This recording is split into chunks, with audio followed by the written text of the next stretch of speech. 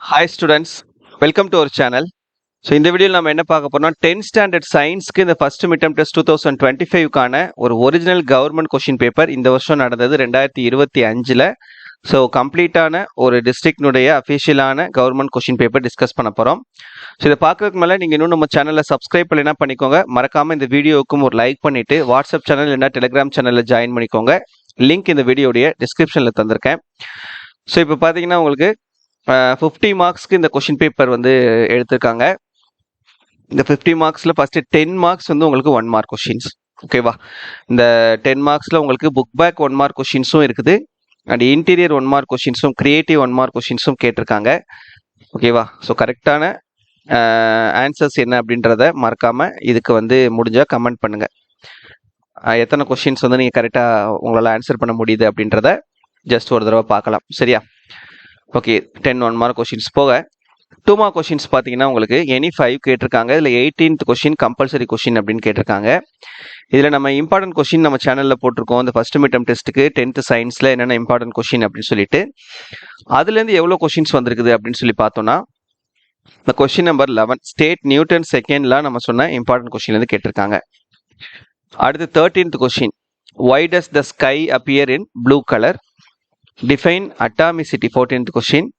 15th question இருக்கு பாருங்க, what is rust? Give the equation for formation of rust. அப்புறம் draw and label the structure of oxysome 16th question. 17th question write the dental formula of rabbit. எல்லாமே நம்ம கொடுத்த இம்பார்ட்டன்ட்ல இருந்தா கேட்டிருக்காங்க. Compulsory வந்து problem தான் கேட்பாங்கன்றது நமக்கு ஆப்வியஸா தெரியும். ஸோ மற்ற எல்லா கொஷின்ஸுமே நம்ம கொடுத்த இம்பார்ட்டன்ட்ல இருந்து வந்திருக்குது. ஸோ ஆட்டோமேட்டிக்காக நம்ம எல்லா கொஷின்ஸுமே அட்டன் பண்ணிடலாம். ப்ராப்ளமும் நீங்கள் ஒர்க் அவுட் பண்ணி பார்த்துட்டீங்கன்னா. அடுத்து 4 மார்க் கொஸ்டின், டீடைல் கொஸ்டின் பொறுத்த வரைக்கும் 4 மார்க்ல question number 19 describe rocket propulsion நம்ம சொன்ன இம்பார்ட்டன்ட்ல இருந்து வந்திருக்குது. 20 differentiate the eye defects myopia and hypermetropia நம்ம சொன்னது. 21 list out the properties of light நம்ம சொன்ன இம்பார்ட்டன்ட் கொஸ்டின்ல இருந்தா வந்திருக்குது. அதுக்கப்புறம் 24 வாட் இஸ் ரெஸ்பிரேட்டரி கோஷன்ட், அப்புறம் write short note on mesophyll. 2 question சேர்த்து கேட்டிருக்காங்க உங்களுக்கு 4 மார்க்ல. இதுவுமே நம்ம சொன்னதுதான். 25th வந்து உங்களுக்கு ஆப்வியஸா கம்பல்சரி கொஷின் ப்ராப்ளம் வந்து கேட்டிருக்காங்க. ரெண்டுமே வந்து உங்களுக்கு ப்ராப்ளமாக கேட்டாங்க. சரியா? 2 மார்க் ப்ராப்ளம் ஃபிசிக்ஸ்ல இருந்தும் 4 மார்க் ப்ராப்ளம் கெமிஸ்ட்ரில இருந்தும் கேட்டிருக்காங்க. ஸோ அதனால் ப்ராப்ளம்ஸ் பொறுத்த வரைக்கும் நீங்கள் எல்லாமே ஒர்க் அவுட் பண்ணி பார்த்துக்கோங்க.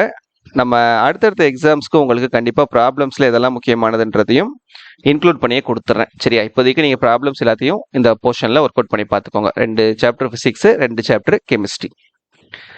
7 மார்க்ல பார்த்தீங்கன்னா 26ல A what are the types of inertia given example for each type. அது இப்போ state Rayleigh's law of scattering ரெண்டுமே நம்ம சொன்ன இம்பார்ட்டன்ட்ல தான் வந்திருக்குது. ஸோ ஏ கொஸ்டின் எழுதலாம். அதுக்கு சாய்ஸாக இருக்கக்கூடிய பி பார்த்தீங்கன்னா give the salient features of modern atomic theory, give any 2 examples of hetero diatomic molecules. ரெண்டுமே நம்ம சொன்ன இம்பார்ட்டன்ட்ல தான் வந்திருக்கு. பியும் எழுதலாம். அப்போ 26 பொறுத்த வரைக்கும் ஏயும் எழுதலாம், பியும் எழுதலாம். உங்களுடைய விருப்பம் தான். ஏதாவது ஒரு கொஸ்டினை நீங்கள் சூஸ் பண்ணி எழுதிக்கோங்க. 27ல ஏ பார்த்தீங்கன்னா differentiate the following monocot and dicot root, anaerobic and anaerobic respiration. இது நாம சொன்ன இம்பார்ட்டன்ட் கொஸ்டின்ல இருந்தா வந்திருக்குது. அதுல B list out the parasitic adaptations in leech. இதுவும் how is diastema formed in rabbit. இது ரெண்டுமே நம்ம சொன்ன கொஸ்டின் தான். இப்போ 27லையும் ஏ கொஸ்டினும் பி கொஸ்டினும் நம்ம சொன்னதுல இருந்தா வந்திருக்குது.